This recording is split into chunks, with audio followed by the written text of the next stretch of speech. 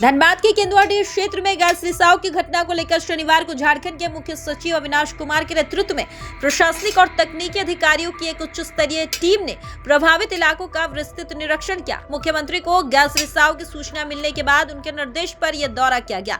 निरीक्षण के दौरान मुख्य सचिव के साथ प्रभारी डीजीपी, बीसीसीएल के सीएमडी, धनबाद उपायुक्त, एसएसपी समेत कई वरिष्ठ प्रशासनिक और पुलिस अधिकारी और धनबाद विधायक राज सिन्हा भी मौजूद रहे।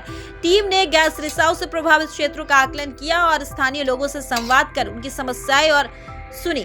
वहीं केंदुआडीह के गैस प्रभावित लोगों के लिए हिंदी भवन में बनाए गए राहत शिविर में उन्होंने प्रभावित ग्रामीणों से सीधा संवाद भी किया। इस दौरान न सिर्फ उन्होंने सरकार की बातों को ग्रामीणों के बीच रखा, बल्कि प्रभावित ग्रामीणों के मंतव्यों को भी सुना। इसके बाद उन्होंने बेलगड़िया टाउनशिप का प्रशासनिक और तकनीकी अधिकारियों की एक उच्च स्तरीय टीम के साथ क्षेत्र का निरीक्षण किया।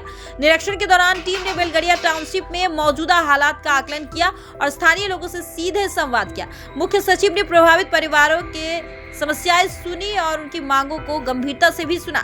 उन्होंने कहा कि लोगों की सुरक्षा राज्य सरकार की सर्वोच्च प्राथमिकता है और किसी भी स्थिति से निपटने के लिए प्रशासन पूरी तरह सतर्क है। क्या कारण अभी तक देखा आपने? हमको लगता है कि हमारे साथ साथ आप सब इस बात के सहमत होंगे कि कोई आदमी शिफ्ट नहीं होना चाहता है, कोई भी आदमी शिफ्ट नहीं होना चाहता है। न्यूटन भी कहा था कि जो जैसा है वैसा ही रहेगा जब तक कि कोई बाहरी शक्ति नहीं। अगर सब कुछ सामान्य है तो जो जहाँ है वैसे ही रहना चाहता है, लेकिन असामान्य होने की परिस्थिति में शायद मजबूरन कभी कभी ऐसे निर्णय लेने पड़ते हैं जिसमें कष्ट तो जरूर है, लेकिन शायद भविष्य सुनहरा हो और भविष्य बेहतर। लेकिन ये कष्ट और ये सुनहरा भविष्य का तुलनात्मक अध्ययन सबसे बेहतर कौन कर सकता है? वह है ग्रामीण, वह है व्यक्ति, निवासी, जो उससे प्रभावित होगा। इसीलिए केंदुआडीह में भी हमारी बातचीत हुई है और यहाँ भी लोगों से बातचीत से हमें यही लगता है कि जो सोच राज्य सरकार की है इस वक्त, क्योंकि ये मैटर सीधे केंद्र सरकार के उपक्रम से जुड़ा हुआ है, लेकिन राज्य सरकार मूक नहीं रह सकती है और राज्य सरकार से केंद्र सरकार सदैव इस बिंदु पर सहयोग की भी अपेक्षा रखती है। और राज्य सरकार को भी लगता है कि ये उनके नागरिक हैं, तो उनके नागरिक को हर वो सुविधा मिलनी चाहिए जो जिस पे उनका अधिकार है। इसीलिए मुख्यमंत्री जी ने हमारे नेतृत्व में सभी राज्य के जो वरीयतम अधिकारी हैं उनको भेजा है कि आप स्वयं जाके देखिए, स्वयं जाके समझिए, रिसाव की स्थिति देखिए और शिफ्ट करने में जो कठिनाइयाँ हैं, जो लोगों को एक्चुअली कठिनाई होगी, जो वास्तविक दिक्कतें होंगी, उसको समझने की बात उन्होंने हमें निर्देश दिया। तो हम लोगों ने देखा है, हम लोगों ने सुना, लोगों से यहाँ जो आ गए हैं उनको भी सुना, जो आने के बाद जो परेशानी देखे उनको भी सुना, जिनको शिफ्ट करने की संभावना बन गई है उनको भी सुना, और सिचुएशन को भी देखेंगे। उसके बाद सभी लोगों की राय से, सब सहमति से बीसीसीएल, जिला प्रशासन, केंद्र सरकार, माननीय विधायक, माननीय सांसद, स्थानीय लोग, जिसको जिस पे विश्वास है, अपने प्रतिनिधि के माध्यम से चर्चा होगी, विमर्श होगा, बातचीत होगी और समाधान निकाला जाएगा। मुख्यतः वहाँ के लोगों का कहना है कि सर यहाँ पर खासकर बेलगड़िया और करमाटान में कमरे जो है छोटे छोटे हैं और रोजगार का विशेष प्रॉब्लम है, तो इसमें किस तरह से आप लोग रोजगार की बात तो उन्होंने बिल्कुल दिल की बात कही है और ये बात भी सही है, लेकिन ये बात भी सही है कि हमने वहाँ भी कहा कि कई बार एक छत से दूसरे छत सीढ़ी जाने में सोचना पड़ता है। अगर हम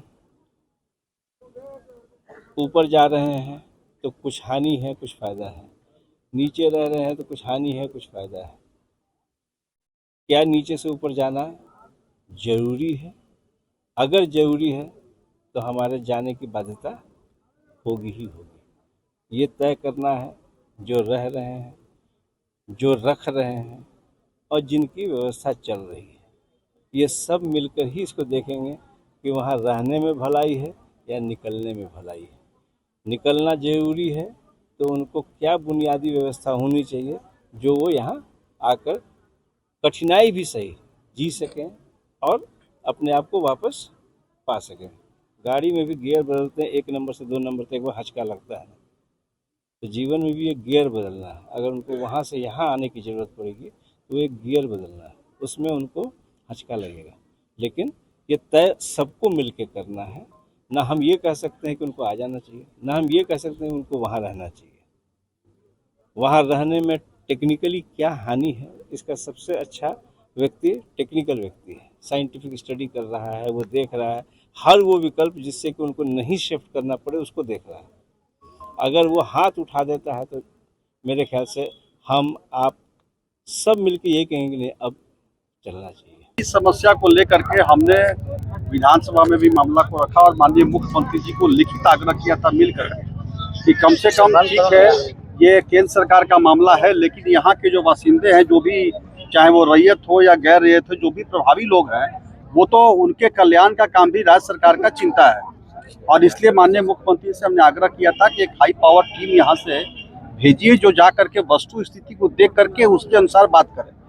क्योंकि देखिए बातें आ रही हैं कि कुछ लोग कह रहे हैं यहाँ के स्थानीय के जो है उनको लगता है कि ये BCCL हमको उजाड़ने के लिए भ्रम फैला रहा है, और केंद्र सरकार जब प्रेशर बना रही है कि इनको उजाड़ो, उसीलिए गैस का हुआ दिखाया जा रहा है। तो एक्चुअली राज्य सरकार के पदाधिकारी हमारे आएंगे, वो चिंता करेंगे, देखेंगे, और इसीलिए chief secretary, home secretary, DGP, mine secretary, revenue secretary सब लोग आए थे, और आज उन लोगों ने वस्तु स्थिति को देखा है। मैंने स्पष्ट कहा है उनसे कि हमारे जो वैज्ञानिक काम कर रहे हैं कि किस प्रकार से बोर होल करके और जांच करके गैस को सबसाइड कैसे किया जाए, इसके ऊपर उनका काम चल रहा है।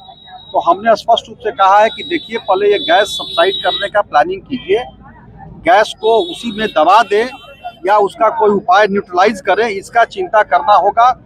उसके बाद ही कुछ बातें होगी। तो और अगर बातें होंगी भी विस्थापन का, अगर ऐसा मौका अगर अंतिम वही अगर है, तो पुनर्विस्थापन जो RR पॉलिसी के तहत जो सुविधाएं मिलना है वो सबको मिले, प्रभावी लोगों को, चाहे रैयत हो चाहे कॉलोनी के लोग हैं। और उसके बाद उनके रोजगार की व्यवस्था क्या होगी वहाँ पे, इसकी भी चिंता करनी होगी सरकार को।